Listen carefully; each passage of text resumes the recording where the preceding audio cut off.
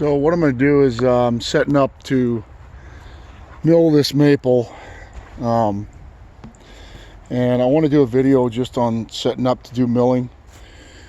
It's about 36 inches across here on the crotch, and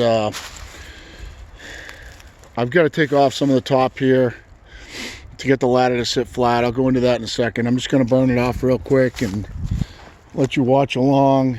It's going to be this could be a kind of long video for how much is going to get done. I'll put up milling videos later, but I want to do ladder setup and how to get it flat and all that stuff. So I'll just have you follow along and kind of talk to you and show you what I do, and that's it. So kind of talk to you as I go, but it's going to get a little loud here with the saw trying to get this ladder in the best orientation here. I'm going to mill out this rotted section, and I've already got the log up, but I'm going to cut this real quick and then I'll go over everything else.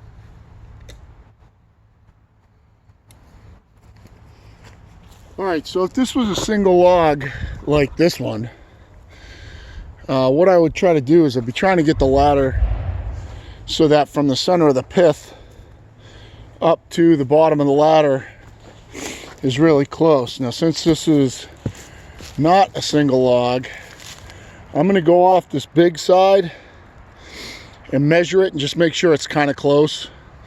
You don't have to shave off the top sometimes. I know I shaved the top here, but sometimes I'll just put the ladder up there if it's just got, if it's pretty round and it's just got bark, thick bark on it, like, a big pitch pine, softwoods or something like that. I'll just go and mark with a lumber crayon where the rungs are that are interfering, and even take an axe and V it out, or just take a saw and make a couple of V cuts so the ladder will sit down better, whichever way. This actually looks pretty close where it is, so I'm going to grab a tape. Let's go over a couple things that you need when you're doing this. You saw that saw hasn't run since the winter and was idling a little high, so I actually had to take it down. So you obviously need a carb adjustment tool somewhere on your person. I keep one in my always have one little one in my pack right here. It doesn't fit every saw, but keep the rest of them in my box. These are winding sticks. I'll use those in a minute. Wedges.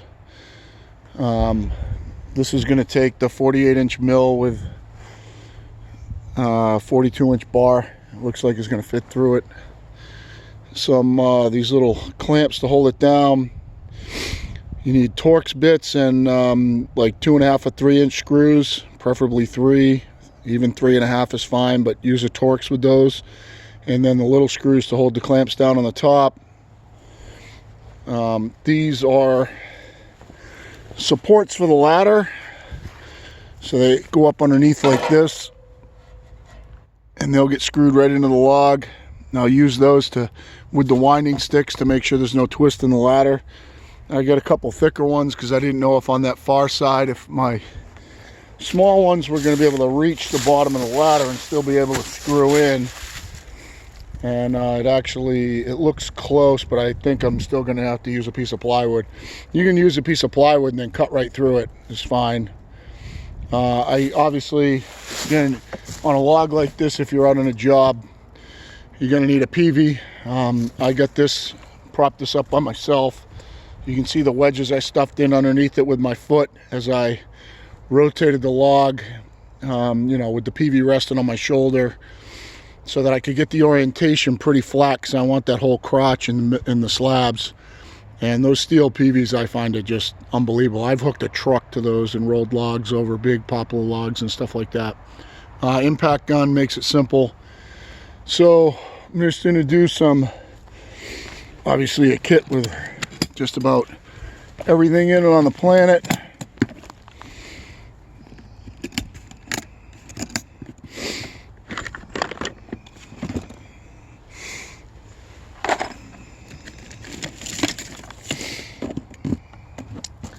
I did use a chalk line a lot when I was first getting into this, especially for cutting beams and planks, but I don't use it very much anymore. Rather than go through everything, it's got everything I've ever seen that I need. So we're just going to get a basic measurement on this just to see if we're close, because on slabs like this, it doesn't have to be perfect. If you're cutting dimensional lumber, it's about 13 to the top of the rung-ish. Make sure, yep. Right up there. Sorry, I gotta do this while I'm holding it. Say like 13.5 to the top of the rung. So if that's close over here, we're just gonna go with it. It's gonna be hard to pick out the center, so you're gonna have to guess. Let me just get down there and see if I can see it. I can't because the way it tore out when it was cut. I guess like right approximately right there. It's about 14 to the top of the rung. I don't know, you might not be able to see that, but just guesstimating the top of the rung. So if I could get this ladder, and it's sitting right here, this will be all right, just like this. No reason to move it for a 1/2 inch. So we're gonna get it screwed down, and screw this end down first. I'm just gonna put you down so you can see what I'm doing. Sorry about the monkeying around, but you know, it is what it is. I gotta get down and see that you can see what I'm doing.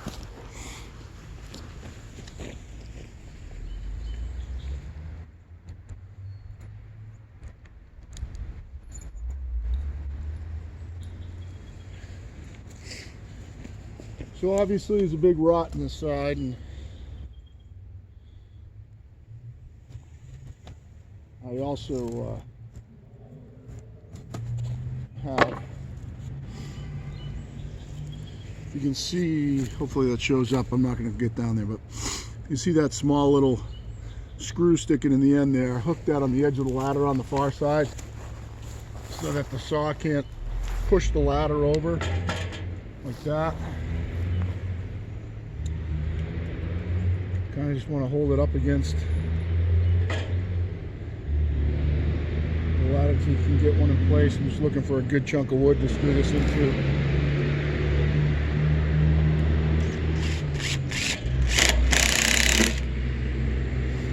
Make sure that the ladder's sitting, so I tap on it. You also, on these Torx bits, if you can take just a little bit off the tip of them with a grinder, they'll last a lot longer.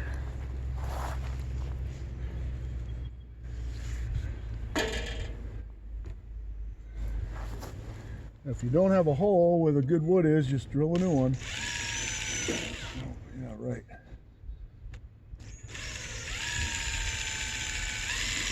These pressure treated 2x4s have really gotten hard over the years.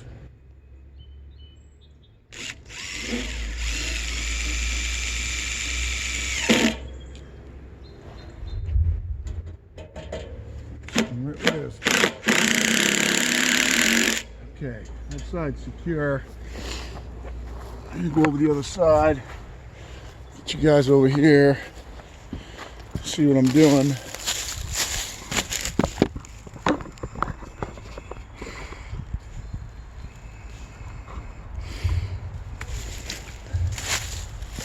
So we're gonna just use whatever piece of plywood's gonna fit the best. And then try to put the screws somewhere where they're not going to get hit on the way out.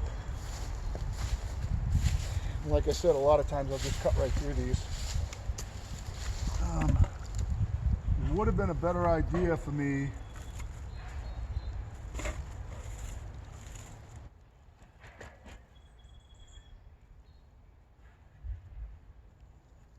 Alright, since I have sitting on the log right here, I'm actually gonna want to make it so it's not rocking. Well, it's gonna rock anyway when I get done here, but I think I'm gonna screw it into this log just to support this side. I'm gonna have to adjust it anyway, because you'll see in a second for the winding sticks. I think that's what I want to do. Sometimes I could have just cut this off flat and it would be a lot easier, but I've done this a few times, so that side's supported. This side's gonna have to be adjusted probably. So let's just we're gonna get one screw in it, and then we'll check it with the winding sticks, see what has to happen here.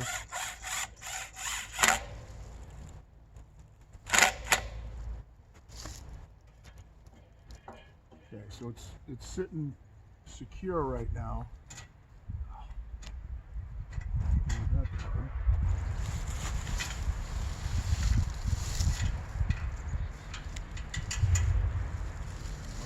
Ground.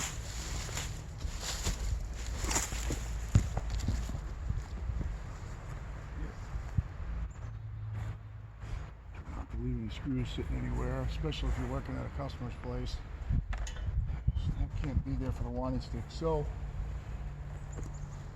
I'll explain the winding sticks, because really how many people are using them? Pick you up for a second. The winding sticks can be anything that are the same. So these two right here, as you see across the top, they're the same. Even if they were bent, as long as they're bent, they're the same, they'll be perfect for this. So what you do is you put one down here over this end, And I actually used that little groove, so I sent them the same way. And then one over this end here. And then we're going to get down behind the log. And we're going to look down at level like this. And we're going to see if... I'm just going to do it by myself without... I'll try to keep the camera up here, but... Alright, so I don't know if you guys can see that. I can. So... The corner on this side, when it comes flush with the winding stick, the corner on that far back side is high. So either that has to come up or this has to come up. And you kind of got to figure out which is going to be the easiest way to do that. So, or that side that I screwed down over there could go down. Now that's going to be a little harder to do unless I secure this. Just looking to see if it's hitting anywhere. It's always easier to kind of secure this so it doesn't move around and then move one of the corners up. So I can't really bring this corner up because I don't have a board under it.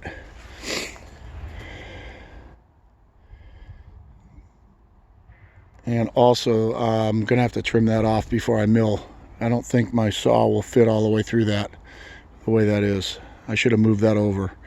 It's actually not a bad idea. If I move it over, I can move it down. So, sorry, this is usually isn't this hard. Usually I just pull out one screw and tilt it. And I could do that now if I put a, yeah, let's do that. So if I put a, then I just fucking whack, then I whack that off with a chainsaw after I secure it. Before I mill. So if this corner comes, that corner's going to go down to bring that up. So if it can't, so that corner's going to come up, and I would have to put something over there to hold that down. All right, so I'm going to put a clamp, a pipe clamp right there on the, it's 2 rungs in, right there on that log, so it holds that end down on that board and on that. Come over here, pull that screw out, tap that up, so essentially twisting the ladder and bringing that corner up, and then check it till I get it right. So I'll just kind of let you guys watch while I do it. And it's important to get, you know, it's really often overlooked. It's important to do this so that your setup is flat before you start milling. That seems a little bit overkill, but it's not. You start working with these slabs for customers and stuff like that and get a bunch of twist in them, and you have to plane it out. And if you're not into hand planes like I am, and you got to set up a router sled and all this other crap, it can become, you will very quickly learn that the flatter you get them from the beginning, the better.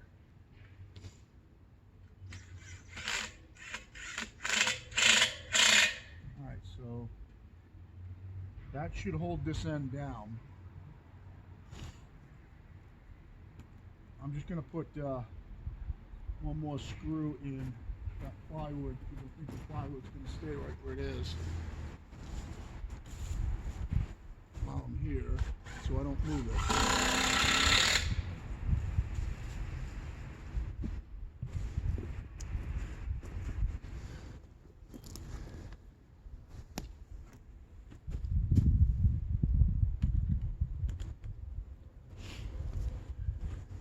And since this corner has to come up, I'll pull out that screw.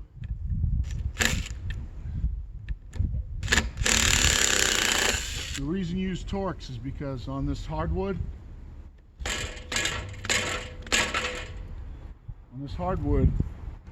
you will break the screws off. So now I'm going to check it real quick. I'll be in your way for a second.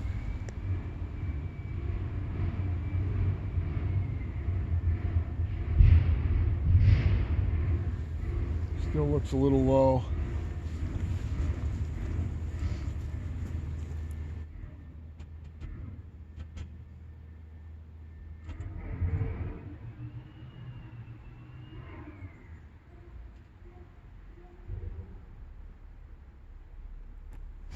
It's kind of flexing back on me because that other screw's not holding very good.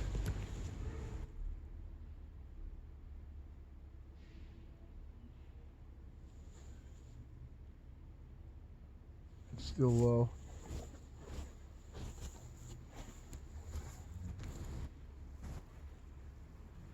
So what I can do is get this screw started, bring it up just a hair, see how close it is, and then I can shim it with a shingle or something.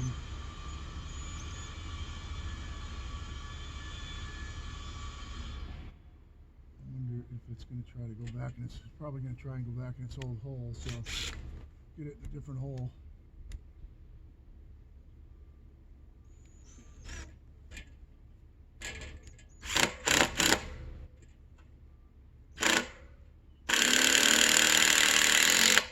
Hopefully that's not too high. Hopefully that's close.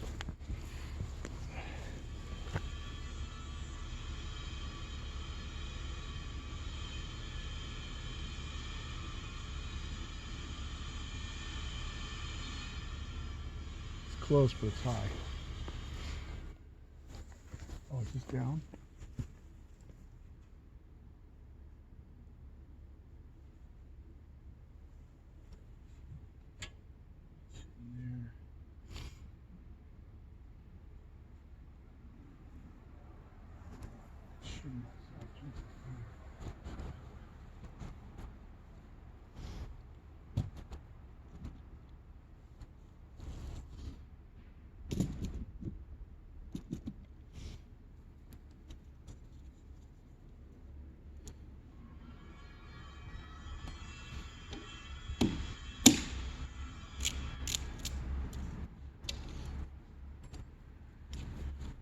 One thing I like about using shingles is that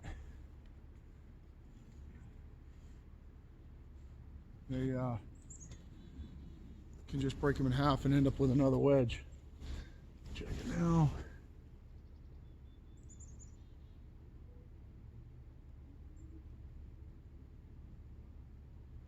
That's perfect right there. One thing I'm going to want to do is see if I can get a screw through that shingle so it doesn't move.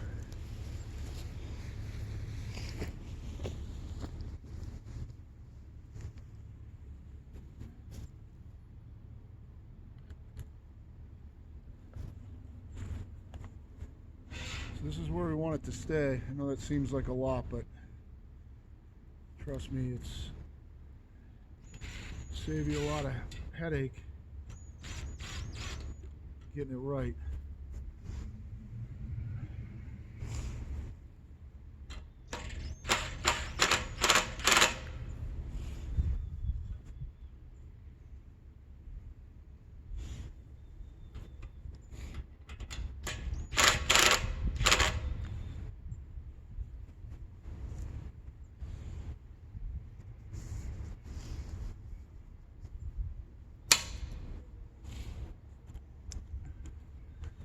Alright, so I got my setup there.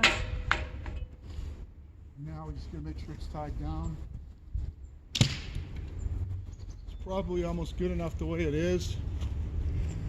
Let me make sure you guys can see. I'll take you up top with me.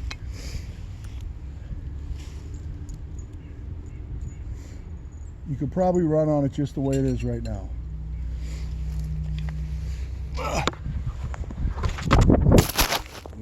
Good. But what I do now is I find any place that the rungs are hitting, because what I don't want to do is if I screw one down here where I can fit my finger underneath, if I screw one down here, I'll deflect the ladder down. So I don't want to deflect the ladder. So I try and find a place where everything's hitting. And okay, right here, it's hitting the wood here, so I'm going to screw one down there, because this can't go down anymore, and it's on the shim. So I'm going to put one here, and then as I look up here, it's hitting here, right here. So I'm going to put one right here, as close to it as I can on this side. I already got one here, and you can bend these if they don't go tight. You just bend this out after you screw one side down and screw it down out further, and they'll adjust to the depth. But I'll just put you down, screw these down.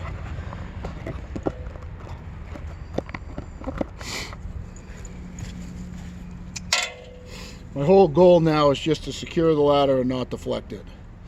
If it's way up high like this one is, so this one is, I could screw it down just the way it is, but it's up pretty high off the wood. You just take these and bend them like that and get you closer.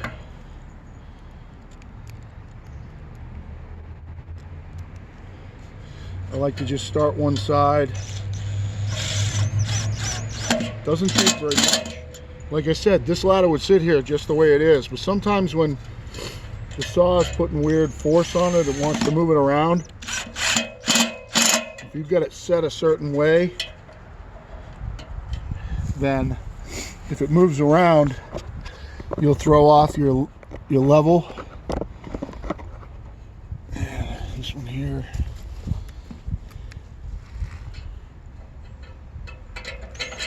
This is pretty rotted here. I don't even know if these are going to hold. There you go. I don't know, we'll see. It can't go anywhere because it's secured over here and it's sitting flat over here. So this one's going to be, I'm not going to go real tight on this one.